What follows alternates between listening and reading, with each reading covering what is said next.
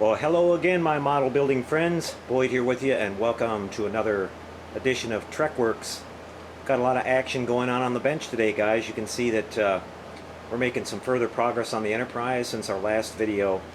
You can see here in the front that I've pulled my wires through now on the mounting rod, and we're going to be getting that all connected up and hooked up to the switches on the base here. I've painted the, actually primed the base and getting ready to paint that now.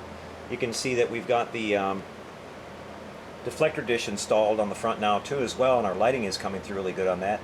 I like how it's throwing a little bit of blue lighting on the bottom of the saucer here and sort of lighting up some of the Aztecs down there, so that looks really good.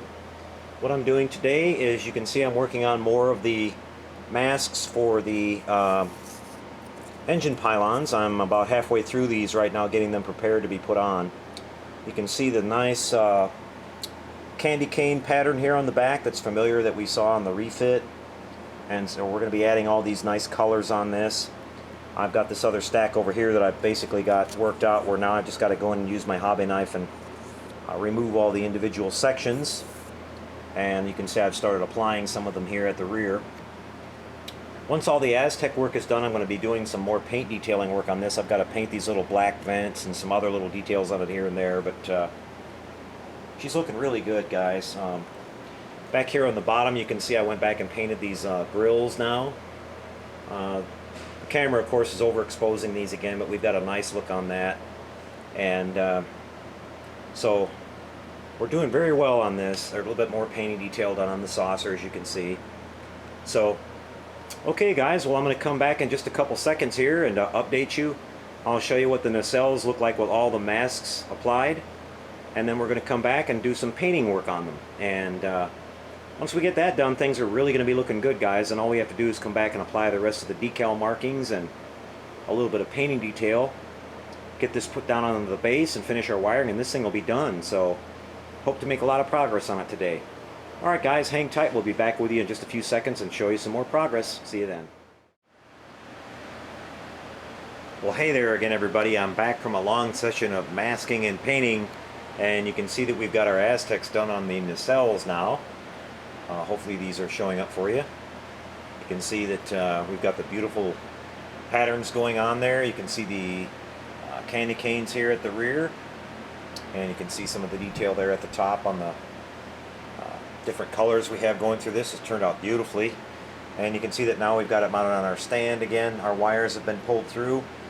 And the stand is all primered and everything. So what I'm going to be doing now is taking it over, and I'm going to be painting the base and installing the switches and everything.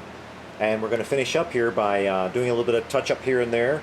Got a couple little tiny nicks in the paint where I pulled off some of the masks just from my fingernail scraping it a little bit.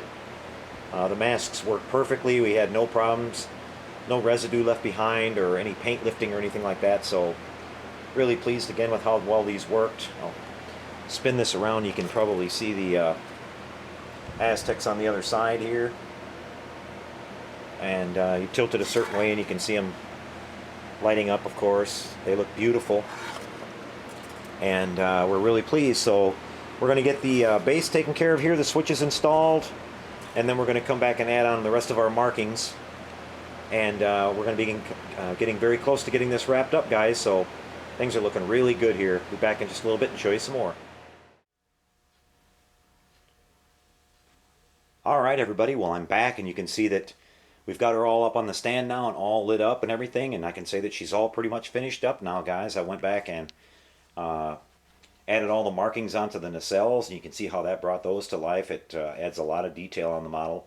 We've got the registry numbers and all those nice little pinstripes and other markings that go on it in various places, and you can see that adds a lot to it, guys. It brings it to life, and it's not all white looking like it was when we initially got finished painting it.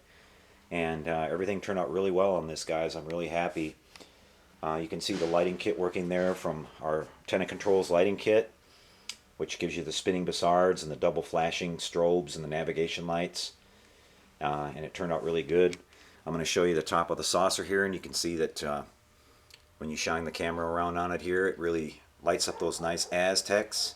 They look fantastic. I'm really pleased with all that. We use the orbital dry dock masks to do all of our painting work on that. and the nice poly transport paints from Mackenzie Taxidermy Service. They work perfectly. You can see down here we've got our deflector dish glowing really nicely, and the paint detail on the bottom there.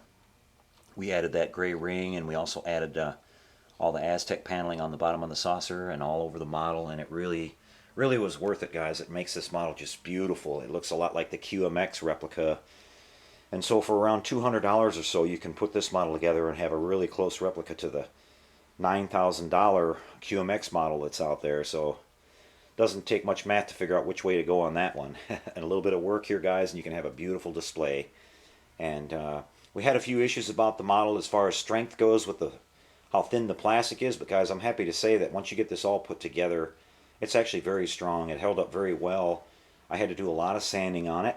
I will say that there are some seams that need taken care of around the nacelles and the secondary hull pretty much mostly, but other than that, you know, it held up very well when I was sanding all that and everything. Nothing came apart or collapsed or anything, so it's a very sturdy model, and you can see the engines are nice and straight and everything. When it's all put together, it turns out very well. So I wanted to say thanks to everybody out there who commented and sent me some tips along the way when I was building this model. That really helped out a lot. Some of you other guys that are building this out there. So it's a fun kit, and I highly recommend it, guys. So we'll call that one a wrap. And thanks again for following along in the build series. Up next here, we've got some really exciting stuff coming down the pipe, guys, here at TrekWorks. You can see we've got, this is the second kit, which has come in from Japan. This is Jason's kit of our 350 scale space battleship Yamato. Starting this weekend, I'm going to do the official unboxing of this one and show you an out-of-the-box review. We'll take out all the parts, and we'll talk about the building plan on that. The build's going to start immediately, and it's probably going to be a month or two long at least, and it's just going to be a whole lot of fun to work on. I'm really excited about that one. There's a big opportunity to do so much detailing and all the motorized parts and everything. It's going to be fantastic.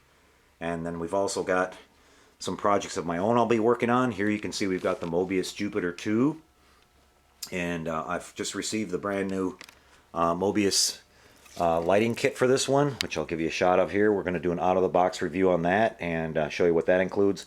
We're going to be using the Paragraphics photo etch parts for this from Paul, and I've got some paint masks coming in for it, which are going to allow us to do a really beautiful interior paint job on this, and all the lighting. We'll be using the Mobius Lighting Kit in conjunction with some fiber optic lighting to do all the really nice detailed interior lighting on that one. And then we've got a couple other kits here I'll be working on fairly soon. This is the large scale Lost in Space Chariot, which I've also got the photo etch parts for, and we're going to do lighting on that as well. And that was really cool. And then below this we've got the Mobius Flying Sub, and I believe this is 132 scale. It's the large version, which includes a fully detailed interior. I've got Paragraphics parts for that, and a friend of mine is working on a nice lighting kit to do the reactor lighting on that one and the pulsing engines in the rear.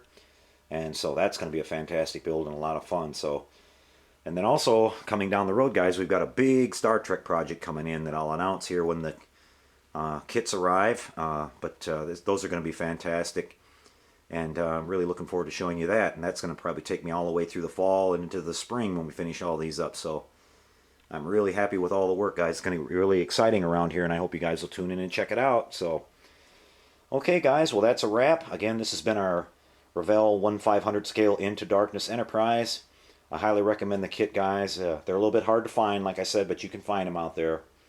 And it's a lot of fun to work on. So, again, thanks for following along, everybody. Take care out there. We'll catch up with you this weekend with the unveiling of the Yamato, and we'll see you then. Until then, everybody, take care and happy modeling, everyone.